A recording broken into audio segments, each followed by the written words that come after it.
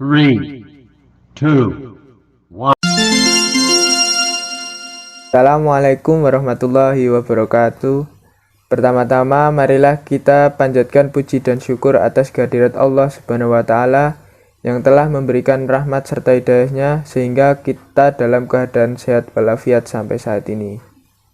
Yang terhormat Bapak Arif Febrianto MPD selaku dosen pengampu pendidikan agama Islam dan juga teman-teman kelas A621 yang berbahagia. Pertama, perkenalkan, nama saya Firzana Firmansyah. Saya selaku moderator perwakilan dari kelompok 2. Pada kesempatan kali ini kami akan membahas tentang akidah Islam. Sebelum itu, perkenalkanlah saya memperkenalkan rekan-rekan dari kelompok 2. Yang pertama, Vinda Wulansari sebagai presentator pertama. Yang kedua, Makrifat sebagai presentator kedua.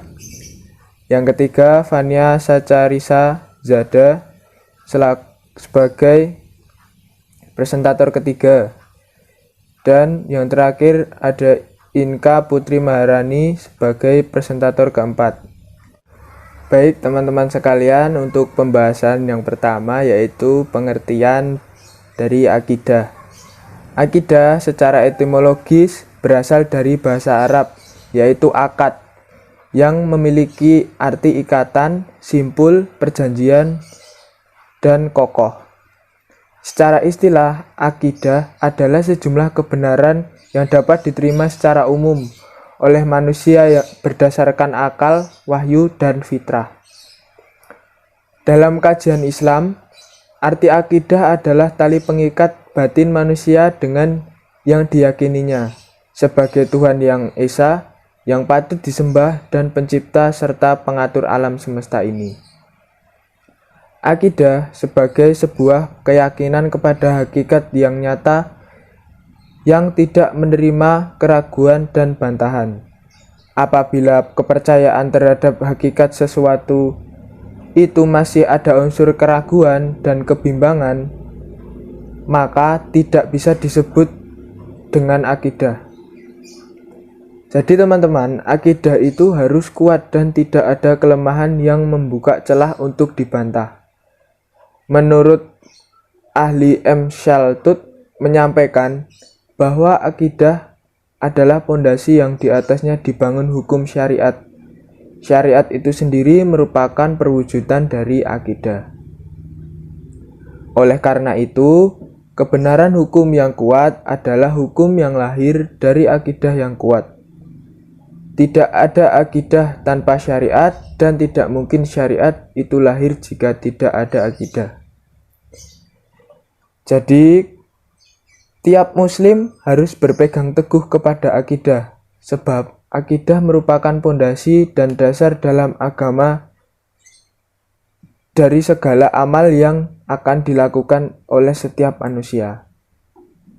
Oleh karena itu teman-teman, untuk membekali diri kita masing-masing dan menjaga kualitas keimanan kita, maka setiap warga muslim seperti kita memiliki kewajiban untuk lebih memahami apa itu hakikat akidah Islam beserta ruang lingkupnya secara benar.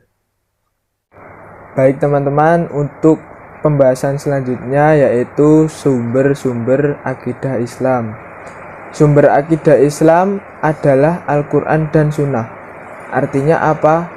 Artinya apa saja yang disampaikan oleh Allah Subhanahu wa taala dalam Al-Quran dan oleh Rasulullah Shallallahu Alaihi Wasallam dalam sunnahnya wajib kita imani, yakini, dan kita amalkan.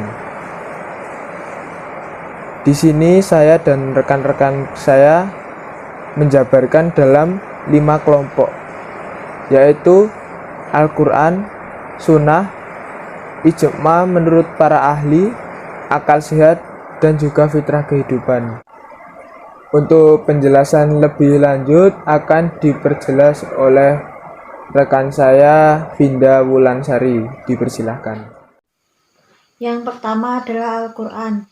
Al-Quran merupakan firman Allah yang diturunkan kepada Nabi Muhammad secara mutawatir atau bertahap dalam rentan waktu kurang lebih 23 tahun, meliputi periode Mekah dan Madinah. Al-Quran ini sebagai petunjuk bagi orang-orang yang diberi petunjuk. Yang kedua yaitu sunnah. Sunnah merupakan segala sesuatu yang disandarkan kepada Nabi Muhammad SAW, entah itu perbuatan maupun ucapannya.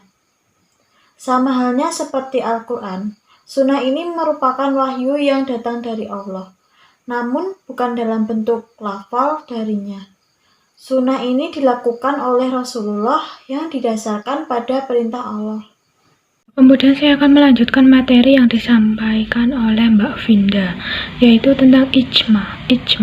Ijma menurut para ulama adalah sumber akidah yang berasal dari kesepakatan para mujtahid umat Nabi Muhammad SAW setelah beliau wafat tentang urusan pada suatu masa.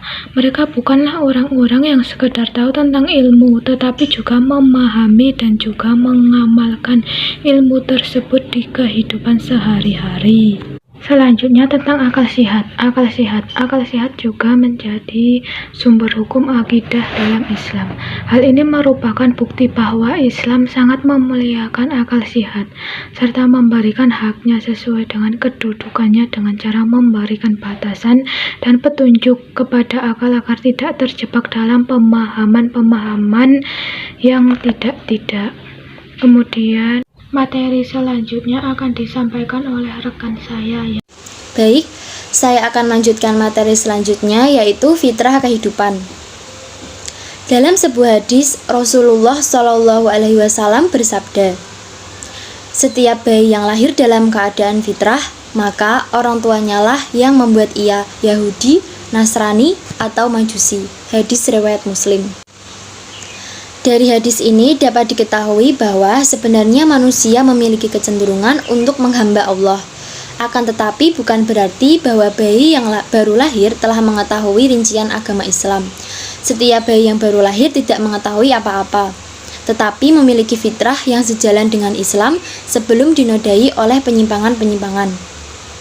Selanjutnya adalah fungsi akidah.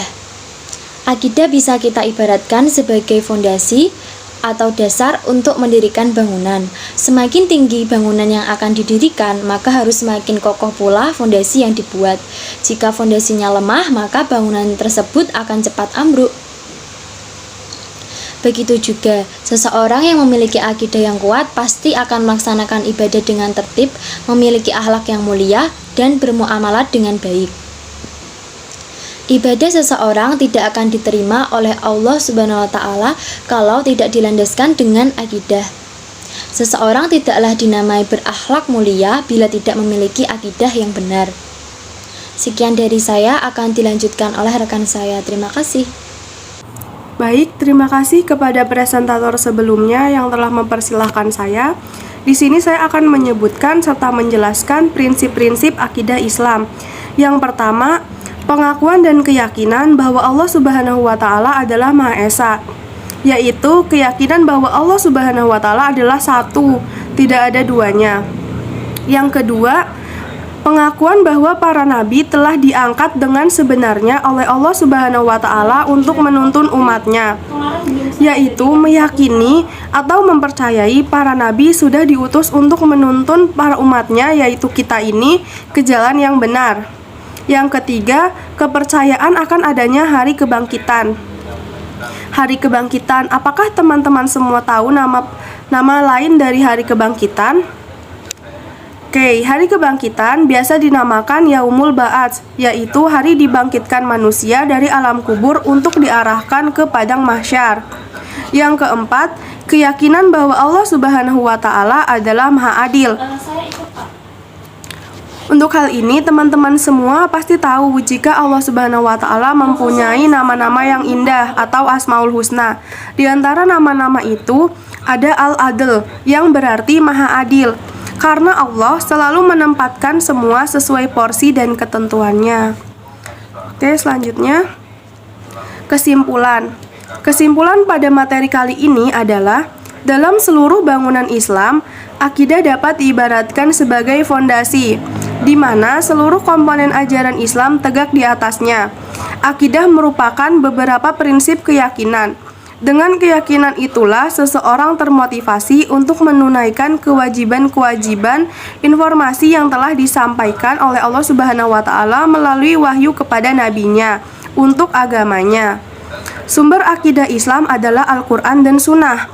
Akal pikiran tidaklah menjadi sumber akidah, tetapi hanya berfungsi memahami nas-nas yang terdapat dalam kedua sumber. Jadi, akidah berfungsi sebagai sistem kepercayaan atau keyakinan dalam menjalani kehidupan di dunia. Oke, sekian saja presentasi dari kelompok kami. Kurang lebihnya kami mohon maaf. Wassalamualaikum warahmatullahi wabarakatuh.